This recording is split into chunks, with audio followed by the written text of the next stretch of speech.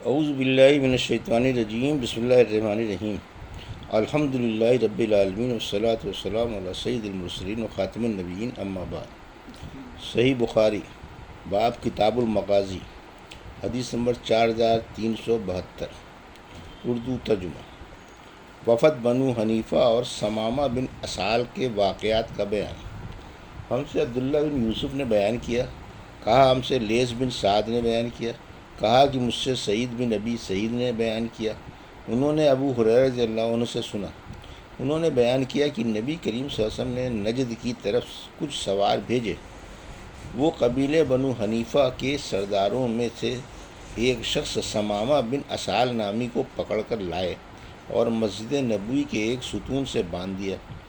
حضور اکرم صلی اللہ علیہ وسلم باہر تشریف لائے اور پوچھا،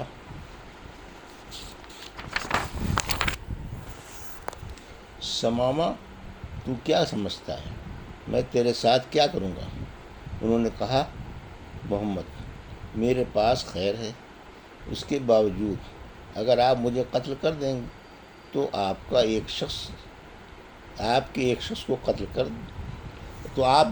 قتل کر دیں گے جو خونی ہے، اس نے جنگ میں مسلمانوں کو مارا ہے، اور اگر آپ مجھ پر احسان کریں گے تو ایک ایسے شخص پر احسان کریں گے جو احسان کرنے والے کا شکر ادا کرتا ہے۔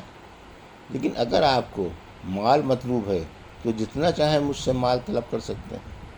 حضور اکرم صلی اللہ علیہ وسلم وہاں سے چلے گئے۔ دوسرے دن آپ نے پھر پوچھا، ثمامہ، اب تو کیا سمجھتا ہے؟ انہوں نے کہا، وہی جو میں پہلے کہہ چکا ہوں کہ اگر آپ نے احسان کیا تو ایک ایسے شخص پر احسان کریں گے جو شکر ادا کرتا ہے۔ آن صلی اللہ علیہ وسلم پھر چلے گئے۔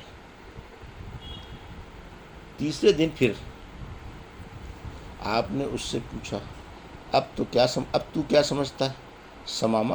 انہوں نے کہا کہ وہی جو میں آپ سے پہلے کہہ چکا ہوں۔ آن صلی اللہ علیہ وسلم نے صحابہ رضی اللہ عنہم سے فرمایا کہ ثمامہ کو چھوڑ دو۔ رسی کھول دی گئی تو وہ مسجد نبوی سے قریب ایک باغ میں گئے اور غسل کر کے مسجد نبوی میں حاضر ہوئے اور پڑھا، اشہد ان لا الہ الا اللہ و اشہد ان محمد رسول اللہ، اور کہا، اے محمد، اللہ کی قسم روئے زمین پر کوئی چیز آپ کے چہرے سے زیادہ میرے لیے برا نہیں تھا، لیکن آج آپ کے چہرے سے زیادہ مجھے کوئی چہرہ محبوب نہیں ہے۔ اللہ کی قسم کوئی دین آپ کے دین سے زیادہ مجھے برا نہیں لگتا تھا، لیکن آج آپ کا دین مجھے سب سے زیادہ پسندیدہ اور عزیز ہے۔ اللہ کی قسم کوئی شہر آپ کے شہر سے زیادہ مجھے برا نہیں لگتا تھا، لیکن آج آپ کا شہر میرا سب سے زیادہ محبوب شہر ہے۔ آپ کے سواروں نے مجھے پکڑا تو میں عمرے کا ارادہ کر چکا تھا، اب آپ کا کیا حکم ہے؟ رسول اللہ صلی اللہ علیہ وسلم نے انہیں بشارت دی اور عمرہ ادا کرنے کا حکم دیا۔ جب وہ مکہ پہنچے تو کسی نے کہا کہ وہ بے دین ہو گئے۔ انہوں نے جواب دیا کہ نہیں، بلکہ میں محمد صلی اللہ علیہ وسلم کے ساتھ ایمان لے آیا ہوں، اور خدا کی قسم اب تمہارے یہاں یمامہ سے گیہوں کا ایک دانہ بھی اس وقت تک نہیں آئے گا جب تک نبی کریم صلی اللہ علیہ وسلم اجازت نہ دے دیں۔ حدیث نمبر 4373، اردو ترجمہ۔ ہم سے ابو الیمان نے بیان کیا، کہا ہم کو شعیب نے خبر دی، انہیں عبداللہ بن ابی حسین نے، کہا ہم کو نافع بن جبیر نے، اور ان سے ابن عباس رضی اللہ عنہ نے بیان کیا کہ نبی کریم صلی اللہ علیہ وسلم کے عہد میں مسلمہ کذاب آیا اس دعویٰ کے ساتھ کہ اگر محمد صلی اللہ علیہ وسلم مجھ سے اپنے بعد اپنا نائب و خلیفہ بنا دوں تو میں ان کی اتباع کر لوں گا۔ اس کے ساتھ اس کی قوم بنو حنیفہ کا بہت بڑا لشکر تھا۔ حضور صلی اللہ علیہ وسلم اس کی طرف تبلیغ کے لیے تشریف لے گئے۔ آپ صلی اللہ علیہ وسلم کے ساتھ ثابت بن قیس بن شماس بھی تھے۔ آپ صلی اللہ علیہ وسلم کے ہاتھ میں کھجور کی ایک ٹہنی تھی جہاں مسلمہ اپنی فوج کے ساتھ پڑاؤ کیے ہوئے تھا۔ آپ وہیں جا کر ٹھہر گئے اور آپ نے اس سے فرمایا، اگر تو مجھ سے یہ ٹہنی مانگے گا تو میں تجھے یہ بھی نہیں دوں گا، اور تو اللہ کے اس فیصلے سے آگے نہیں بڑھ سکتا جو تیرے بارے میں پہلے ہی ہو چکا ہے۔ تو نے اگر میری اطاعت سے روگردانی کی تو اللہ تعالیٰ تجھے ہلاک کر دے گا۔ میرا تو خیال ہے کہ تو وہی ہے جو مجھے خواب میں دکھایا گیا ہے۔ دکھایا گیا تھا۔ اب تیری باتوں کا جواب میری طرف سے ثابت بن قیس دیں گے۔ پھر آپ واپس تشریف لائے۔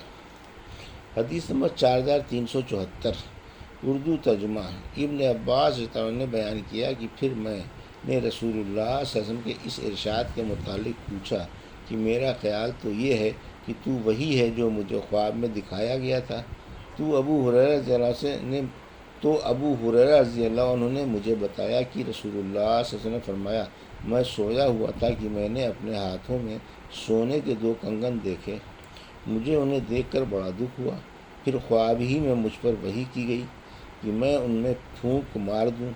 چنانچہ میں نے ان میں پھونکا تو وہ اڑ گئے۔ میں نے اس کی تعبیر 2 جھوٹوں سے لی جو میرے بعد نکلیں گے، ایک اسود عنسی تھا اور دوسرا مسلمہ کذاب، جن ہر 2 کو خدا نے پھونک کی طرح ختم کر دیا۔ حدیث نمبر 4375 اردو ترجمہ۔ ہم سے اسحاق بن نصر نے بیان کیا، کہا ہم سے عبدالرزاق نے بیان کیا، ان سے معمر نے، ان سے حمام نے، اور انہوں نے ابو ہریرہ رضی اللہ عنہ سے سنا۔ انہوں نے بیان کیا کہ رسول اللہ صلی اللہ علیہ وسلم نے فرمایا،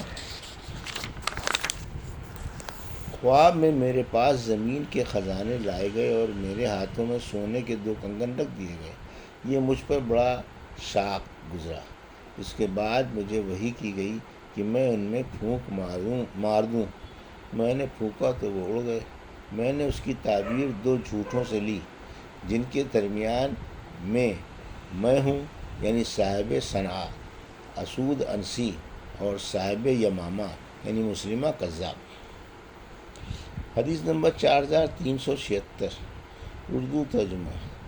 ہم سے سلط بن محمد نے بیان کیا، انہوں نے کہا کہ میں نے مہدی بن میمون سے سنا کہ میں نے ابو رجاء عطاردی رضی اللہ عنہ سے سنا، وہ بیان کرتے تھے کہ ہم پہلے پتھر کی پوجا کرتے تھے اور اگر کوئی پتھر ہمیں اس سے اچھا مل جاتا تو اسے پھینک دیتے اور اس دوسرے کی پوجا شروع کر دیتے۔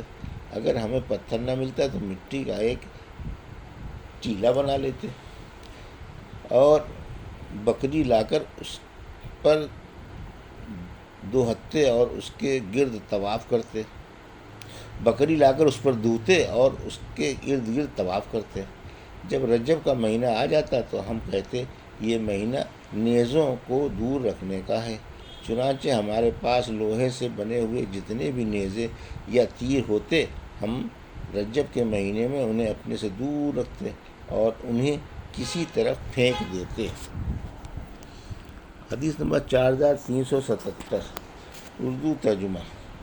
اور میں نے رجاء سے سنا، انہوں نے بیان کیا کہ جب نبی کریم صلی اللہ علیہ وسلم مبعوث ہوئے تو میں ابھی کم عمر تھا اور اپنے گھر کے اونٹ چرایا کرتا تھا۔ پھر جب ہم نے آپ کی فتح مکے کی خبر سنی تو ہم آپ کو چھوڑ کر دوزخ میں چلے گئے، یعنی مسلمہ کذاب کے تابع دار بن گئے۔ یہ تھی صحیح بخاری باب کتاب المغازی کی حدیث نمبر 4372 سے 4377 کا اردو ترجمہ جو ابھی آپ نے سماعت فرمایا۔ اللہ سے دعا ہے کہ اللہ ہمیں ان حدیثوں کی صحیح سمجھ کے ساتھ عمل کرنے کی توفیق عطا فرما۔ آمین یا رب العالمین۔